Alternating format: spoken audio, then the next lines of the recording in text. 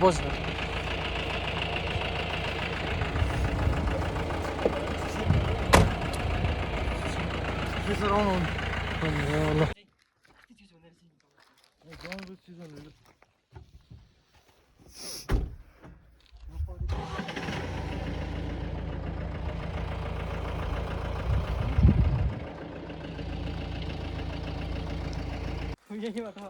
त्यहीबाट हो त्यही गरेर आयो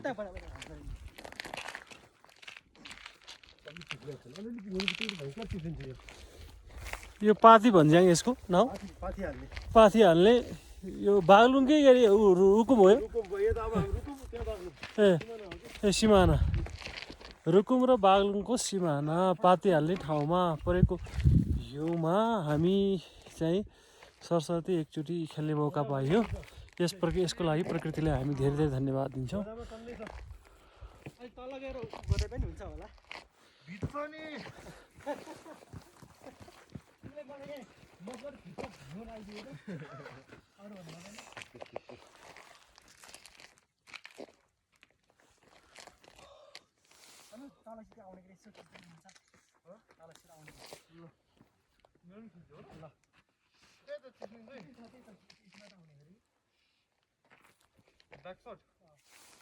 जोगमा गाडी चिप्लेर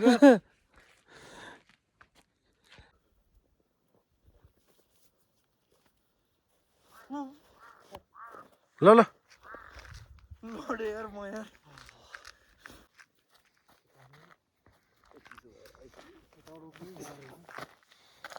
चिसिन्छ त्यो लड्किन्छ सर लड्किन्छ नि यो त हिउँ त ऊ हो नि जमियामा त गाह्रो हुन्छ चिप्लिन्छ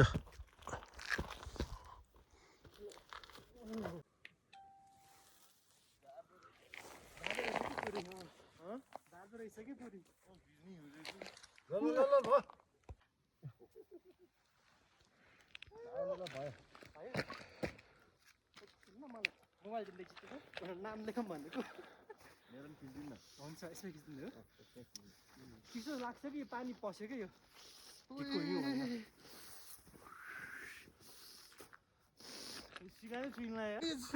यो फोटो प्लिज उल्टा एन्टी लाइट चाहिँ के फोटो यहाँ एन्टी लाइट छ सन्चै यहाँ तल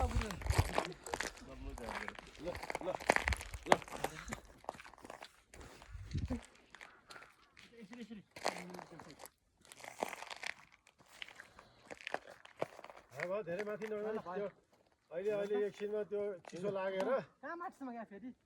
जति माथि गयो उस्तै हो क्या त्यो त्यहाँ यो चाहिँ जम्मा छैन बरु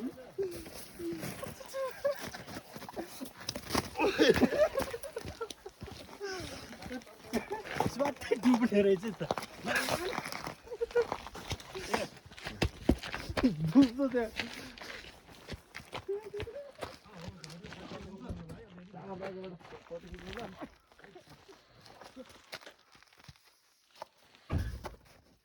घाम सकिएपछि त ठुल्ठुलो थुप्रो मात्रै पाइन्छ यसो 10 मिनट रोक्यो त उता पुग्छ पारि पुगेर आउनु भेट्छ उता उता पारि के को 10 मिनट घन्टामा छ बसेर आउँदाखेरि काम गरेर आयो यतापट्टि हुन्छ क्या अहिले यतापट्टि यतापट्टि हुन्छ जतिको केही चाहिँ सबै यहाँ पुरै हुन्छ क्या अब यतापट्टि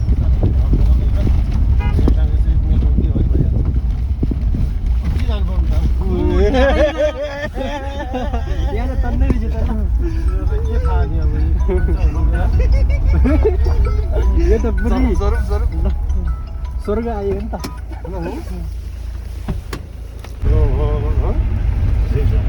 बल्ल यो फोटो खिच्ने यहाँ बसेर खिच्ने हो स्टामा छैन मलाई माथि यस्तो किनकि यहाँ यो भएको के हो नि यो रुखको उसले गर्दाखेरि चर्क्क घाम पर्न पाएन नि जहाँ जहाँ घाम पर्न नपाएको त्यही यो जमिन रातो हो घाम परेको जति त्यो उसको सुकिसक्यो नि यो त यहाँ पनि त थियो नि यो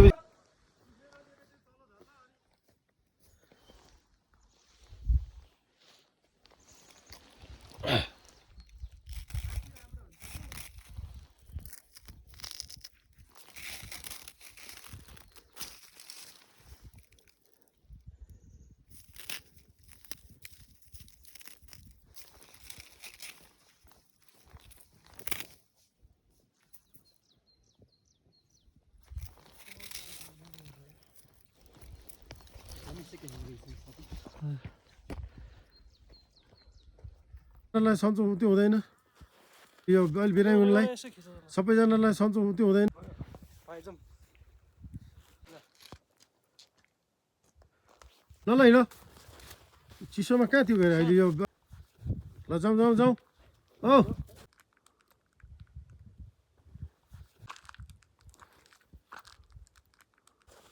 चिप्लिन्छ है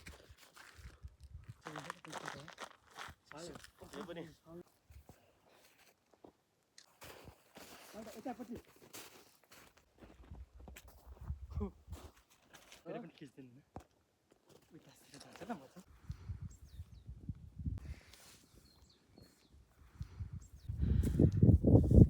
कसो गर्नु है हुन्छ सर अनि अलिक जमिसकेको छ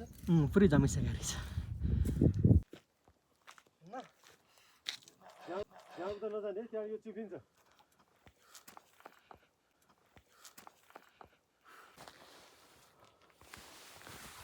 तिमीले बिजुलीका पोलहरू त्यहाँ